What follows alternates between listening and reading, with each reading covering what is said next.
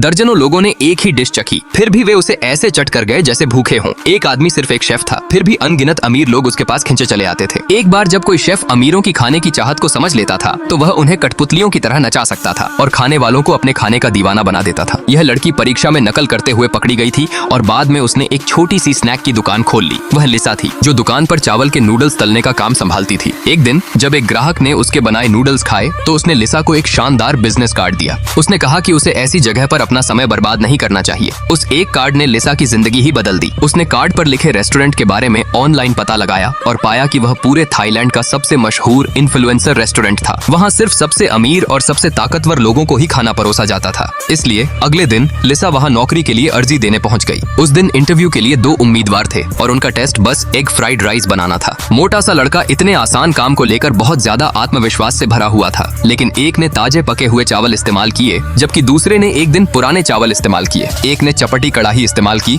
और दूसरे ने गोल कड़ाही परिवो की। नतीजा साफ था। हेड शेफ पॉल ने लिसा के फ्राइड राइस को सिर्फ सूंघा, लेकिन मोटे लड़के के चावल को तो छुआ भी नहीं गया और उसे बाहर निकाल दिया गया। लिसा चुन ली गई और वहीं रुक गई, लेकिन इससे पहले कि वह अपनी जीत का जश्न मना पाती, शेफ ने उससे दुनिया का सबसे बेहतरीन 6A स्टेक काटने को कहा। रेस्टोरेंट में बड़े बड़े बिजनेसमैन और राजनेताओं के लिए एक दावत का आयोजन होने वाला था। लिसा ने कितनी भी कोशिश की हो, वह उस मार्बल बीफ को ठीक से काट नहीं पा रही थी। इस बात पर शेफ को बहुत गुस्सा आया। इसके बाद बारी आई स्टेक पकाने की। 2 मिलीमीटर पतले टुकड़े को तेज आंच पर बिना जलाए एकदम सही तरीके से नरम और रसीला बनाना था। यह काम अविश्वसनीय रूप से मुश्किल था। लिसा बार बार फेल होती रही और शेफ उसे तब तक डांटता रहा जब तक वह रो नहीं पड़ी। फिर भी उसने हार नहीं मानी। बाकी सब लोग घर चले गए, लेकिन वह अकेली किचन में रहकर प्रैक्टिस करती रही। उसने पूरी रात बिना सोए प्रैक्टिस की। आखिरकार अगली सुबह जब शेफ आया तो लिसा ने उसे एक एकदम सही ग्रिल्ड स्टेक पेश किया। शेफ ने चुपचाप उसे चखा और फिर सबको काम शुरू करने का आदेश दिया। लिसा जानती थी कि वह उसके इम्तिहान में पास हो गई है और अंदर ही अंदर बहुत खुश थी।